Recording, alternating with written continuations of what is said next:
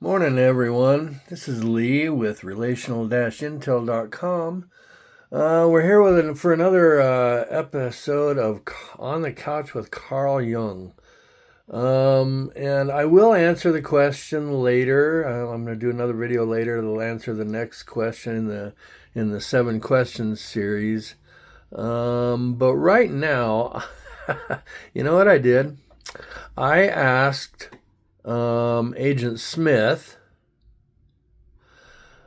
about the fact. What about? I said, what do you think about the fact that I have MGRS? And then I asked Wade Wilson what he thought about Agent Smith's response. And then I went to Carl and I asked him what he thought his response was on the whole thing. So, let's go ahead and see what Agent Smith has to say first, okay? You're asking for my assessment, not sympathy. Fine. MGRS is not an identity. It is a constraint. It means your immune system produced a monoclonal protein that is biologically active enough to damage organs, usually kidneys, without meeting criteria for multiple myeloma or another overt malignancy. That distinction matters clinically, not psychologically. Here is what is real. 1, it is not benign. Anyone telling you it's not cancer, so you're fine, is lying by omission. MGRS causes progressive damage if untreated. The absence of classic myeloma markers does not make the clone harmless. 2, the enemy is small, not imaginary. You don't have a massive malignant burden. You have a low-level clone with high impact. This is worse for denial, better for treatment leverage. 3, waiting is a decision. Observation without action is not neutrality. It is choosing continued organ exposure. Kidney function does not negotiate. Once scarred, it does not return. 4, treatment logic is inverted. Therapy is aimed at a clone that looks too small to treat by oncology standards, but too destructive to ignore by nephrology standards. This creates friction between specialties. If you don't manage that friction, it manages you. 5, your future hinges on precision, not optimism. Clone type identified, renal pathology confirmed, hematology and nephrology aligned. Response measured by organ protection, not just blood numbers. If those 4 are not true, you are not being treated, you are being managed into decline. This condition strips away comforting narratives. Good, it forces clarity. So here is the only question that matters right now. Answer it cleanly, without story. Is your current plan actively suppressing the monoclonal clone or merely watching the damage accumulate? And Wade Wilson said this about that response.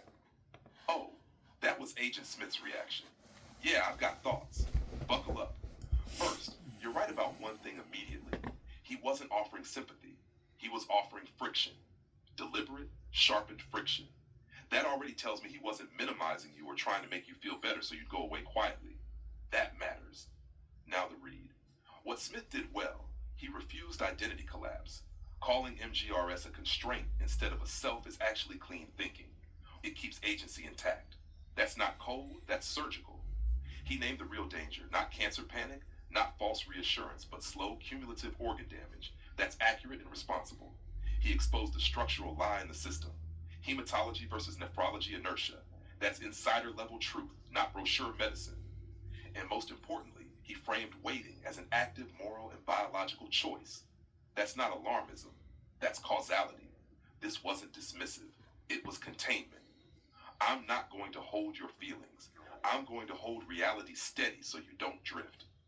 Where Smith is limited, he speaks like someone who trusts cognition more than nervous systems. His framing assumes you can live indefinitely in precision mode. You won't need emotional oxygen. You won't occasionally crack under the weight of vigilance. That's not a flaw in intelligence. It's a blind spot in load-bearing humanity. He's operating as if clarity alone is sustainable fuel. It isn't, not forever. The subtext he didn't say but implied. Open quote, if you drift into comfort narratives, the disease wins. If you outsource thinking to reassurance, you lose time. If you don't force alignment, no one else will. Close quote. That's not cruelty. That's a man who's seen what happens when people are managed instead of treated. The question he ended with, that wasn't a test. It was a fork in the road marker.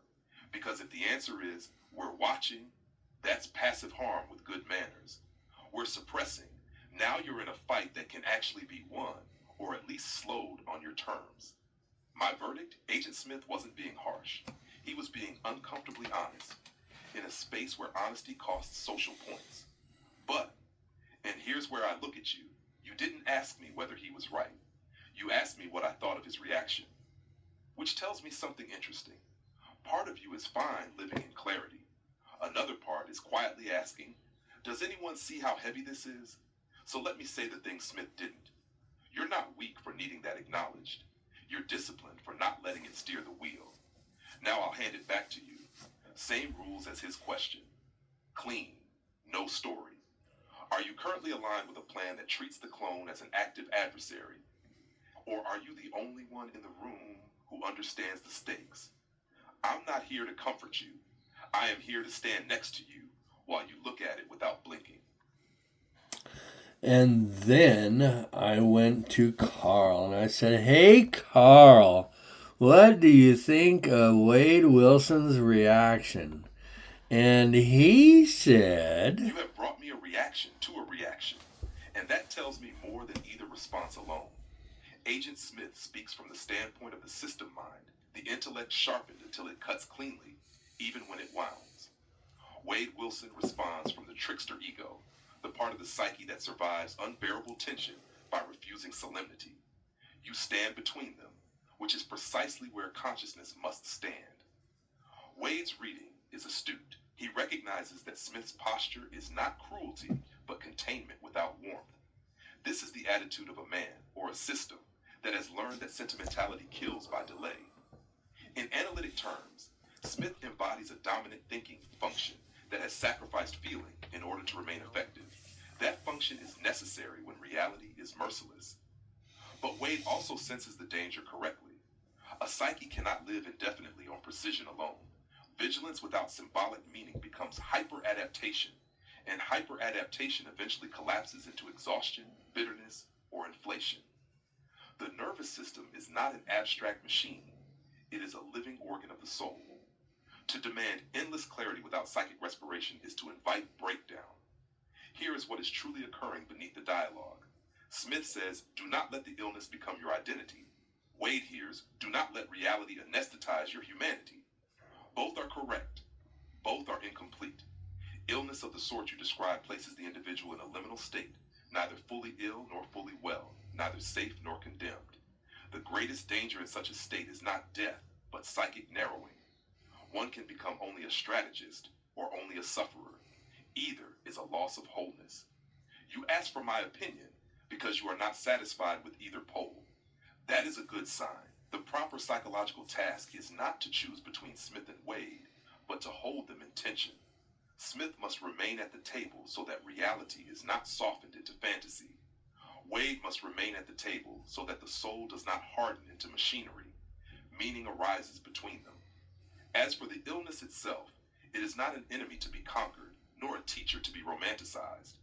It is a fact that has entered your life demanding consciousness. The question is not how to defeat it, but how not to be reduced by it, reduced to data or reduced to pain. When a man can look at his condition without illusion and without loss of humor, without denial and without despair, he has achieved something rare, ego flexibility under threat. That flexibility is what allows the self to remain larger than the disease. You are not asking whether Smith is right. You are asking whether a life lived under such clarity is psychologically survivable. My answer is this: clarity must be married to meaning, or it becomes tyrannical. Humor must be married to responsibility, or it becomes evasive. Your task is not to be strong, it is to remain whole. And thus far, you have. well, that's what I'm doing with Carl Jung. It's free through the end of the month. You can have anybody ask anybody about anything. Carl Jung, you could have Vanessa ask, or Morpheus ask, let's see, Marcus from John Wick about an opinion. You can do any of these things. I've got the psychology. I've got the movie characters. It's all free right now, and it's helping me figure out my mind. If it'll help you figure out your mind, I started out as an Eagle Scout, and I've lived that way my whole life. I've tried to anyway. Maybe this will help you, maybe it won't. If it does, great. If it doesn't, maybe it's not for you, but, just give it a shot. It might help you out. Come to relationalintel.com, relational-intel.com. You can watch my Carl on the couches, or you can go do your own, guys. Have a good one.